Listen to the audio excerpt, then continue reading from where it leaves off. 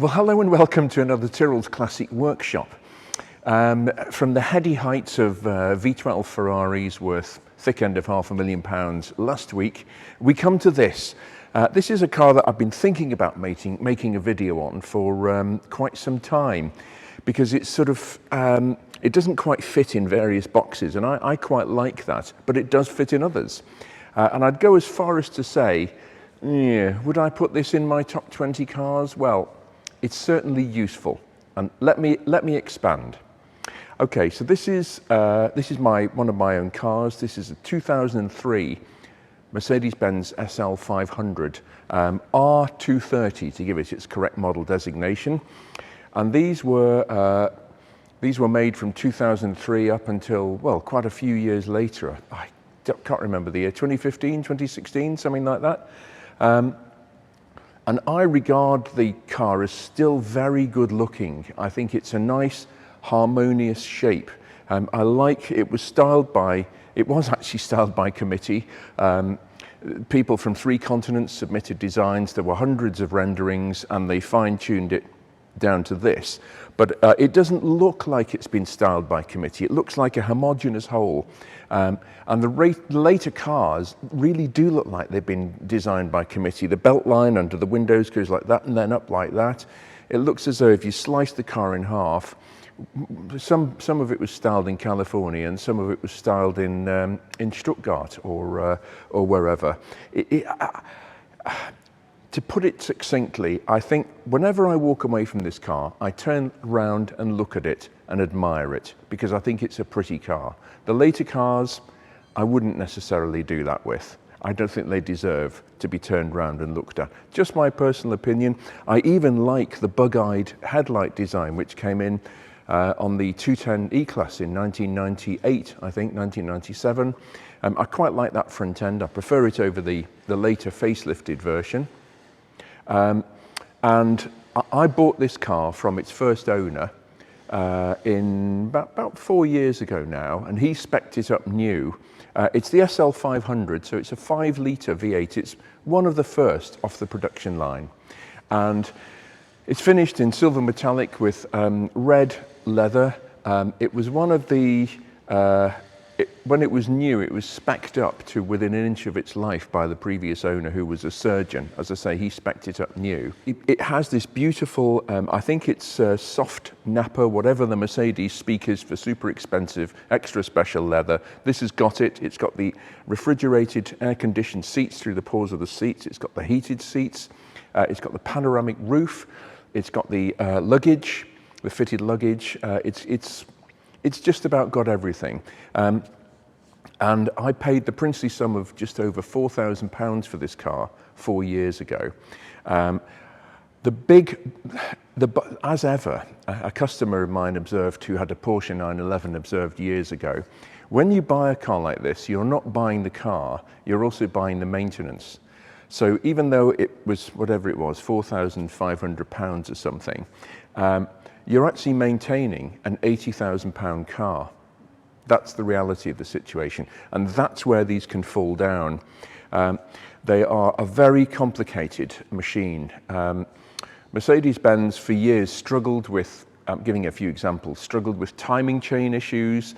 The 190 and the W123 230 engine, when they came out, the timing chains lasted 30, 40,000 miles.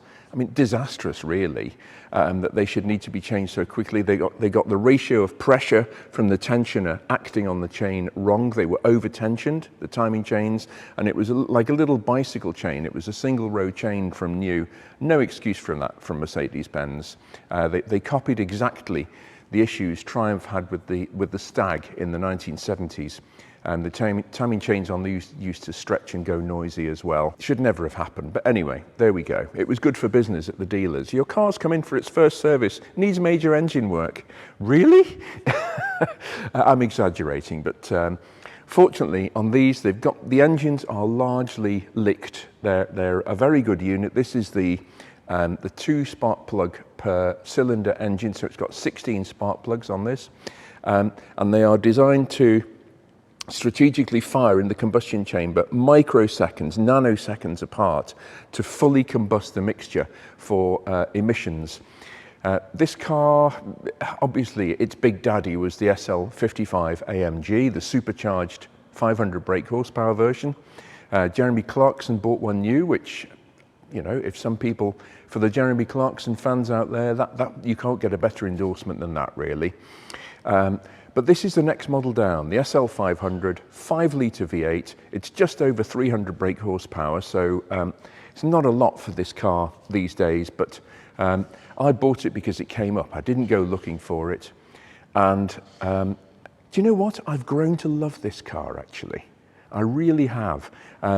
There's no reason in the world why I should do on paper, because the later V6 3.5 litre engine versions actually produce more power than this. Amazingly enough, they were just over 300 brake horsepower as well, but a lot more economical. So there's every reason in the world why this car shouldn't work. I have to tinker with it occasionally to keep it in top form. More of that in a minute, but it's just such a lot of car for the money. It really is. Mrs. T and I have been on various road trips with this car up to Scotland, etc. It's perfect for that.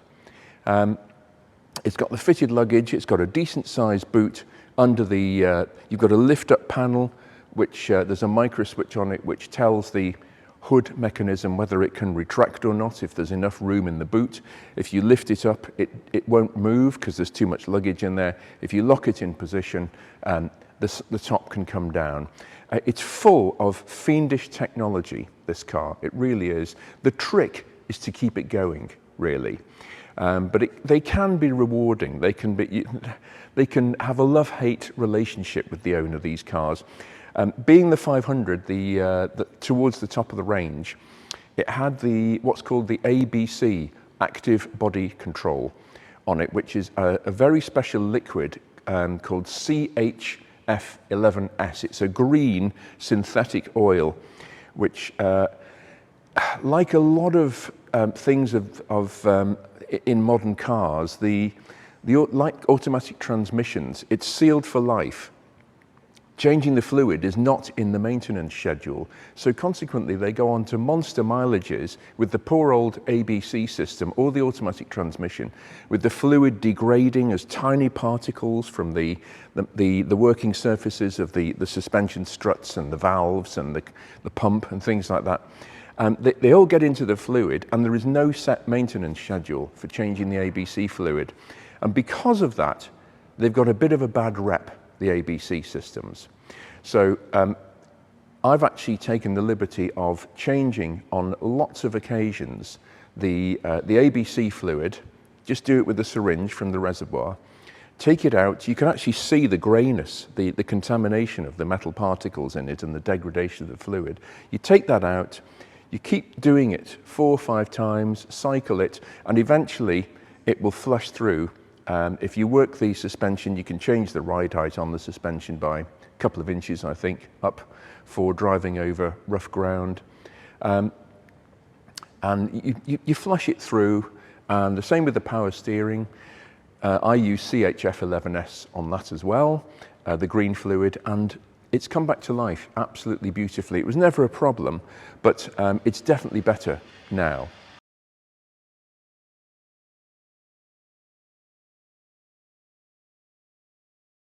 Essentially what I'm saying is preventative maintenance is key.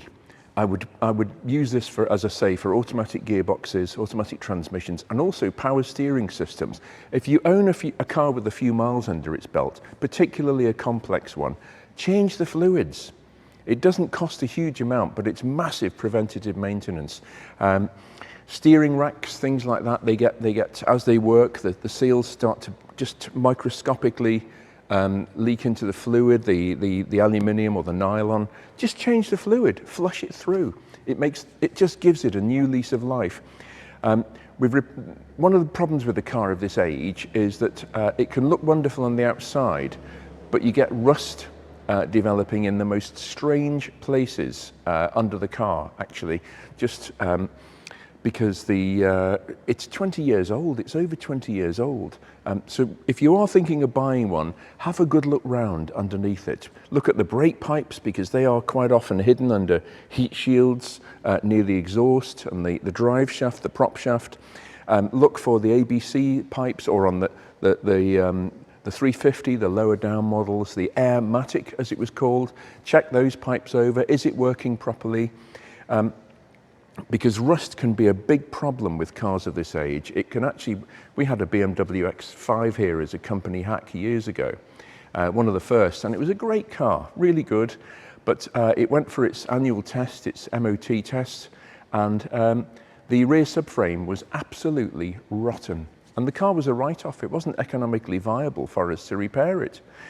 So off it went. And that's because manufacturers, even at this level, they just get some black paint and just spray it on the subframes or suspension arms or whatever. So rust can be a thing, but otherwise, this car is ladled with technology. It really is. The way the soft top works, I think it was Webasto who engineered the soft tops on and folding roofs on virtually everything from Ferraris to these, to BMWs, to Porsches. I think they were sort of the go-to place for complicated roof mechanisms, and this is complicated, but it works beautifully. The whole car does. I even like the fact that it's not on its, I love the turbine wheels on the SL55 AMG, but these are the standard diameter wheels, I think the 16-inch, which is laughable now. Even Minis come with bigger wheels than that. But I like the fact that it's got the high-profile tyres, because when we go touring in it, you actually feel the benefit. It's got a nice, smooth ride, particularly on Britain's horrendous roads. Because it hasn't got ultra-low profile tyres, you don't feel the bumps. I mean, it's just a good touring car. I can leave it somewhere. Of course, it's pretty immaculate, but I can leave it somewhere, and if something happens to it, it's not the end of the world. It's not a life or death situation like it would be if it was a newer car. I haven't even put a private registration on it because I don't care. It's got an 03 reg on it. It makes it look more, it just blends in more.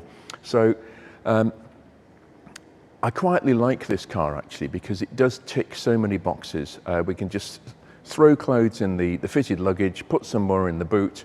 On a sunny day, you put the top down. On a rainy day, you put it up and it's perfectly sealed. So it is all cars, to me anyway, in one.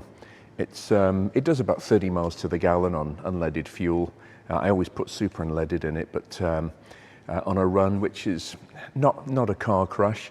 But everything works on it. It's up and running. It still looks lovely. There's negligible wear anywhere. It's done 130,000 miles. It's been properly serviced from new and looked after and garaged. And it's just a lovely thing that's worth next to nothing, but still ticks so many boxes. So that is why I like the Mercedes R230. All the Mercedes SLs go through a cycle of depreciation, particularly over the first 3 or 4 years of their life. Then they start to plateau out, and then eventually the ones that are left can actually start to appreciate in value. I would venture to say a lot of them are now falling by the wayside due to rust or people getting sick and tired of the various technical issues with them if they start to seriously go wrong, either through negligence or lack of maintenance or just plain bad luck, wear and tear or mechanical failure of some description. But the ones that are left, I think are starting to just on the cusp of going up now. A later one of these with low mileage, you're going to struggle now to find one under £15,000 all of a sudden. But there's such a lot of car for the money. They really are. So that's why I have a bit of a quiet love affair with the Mercedes R230. I would like to thank people who have joined our membership section on the channel. Thank you for your support, and we have had a draw for a free Iain Tyrrell Classic Cars shirt with our compliments, which is winging its way to Mike Howley, and the proud owner of one of our caps is Cauliflower McPug. So congratulations to Mike Howley and Cauliflower McPug. You will be receiving your free cap and t-shirt from our merch store very shortly. We'll be in touch. And thanks to everyone for your support on the membership side. Well, that concludes another Tyrrell's Classic Workshop video. I hope you've enjoyed it, and we'll be back with something else very soon.